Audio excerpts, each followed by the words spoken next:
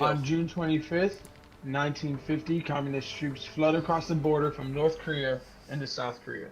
On June 27th, 1950, following a UN resolution, President Truman pledged American forces to support the South Koreans.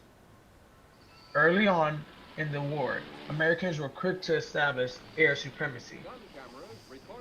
Slow-flying American prop fighters and bombers operated unopposed in the skies over Korea for nearly a year.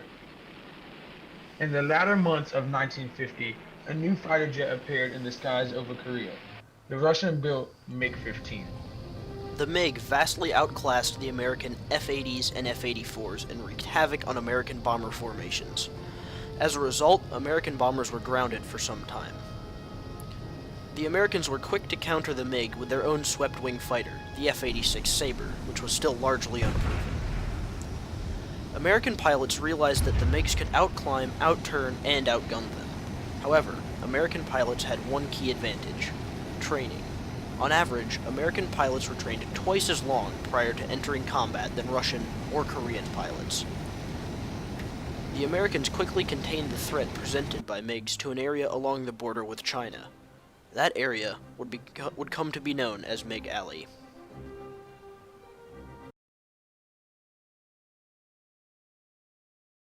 On April 12, 1953, Captain Joe McConnell of the U.S. Air Force was on a combat sweep in MiG Alley. His wingmen left to return to base due to technical issues. McConnell then continued the patrol route alone.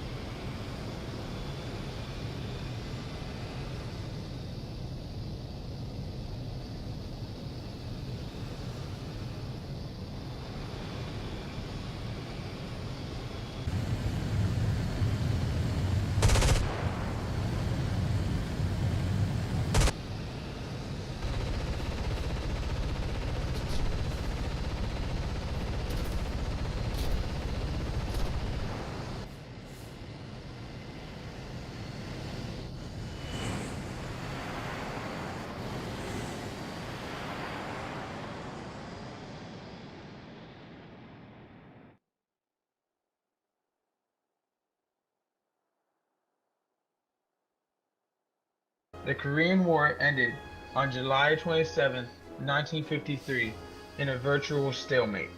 Nearly 40,000 Americans were killed in the conflict. Of that 40,000, 4,053 were lost in the air.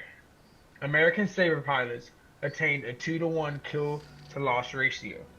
300,000 to 800,000 communist soldiers perished, as well as nearly 1.6 million civilians lost their lives as a result of this military action.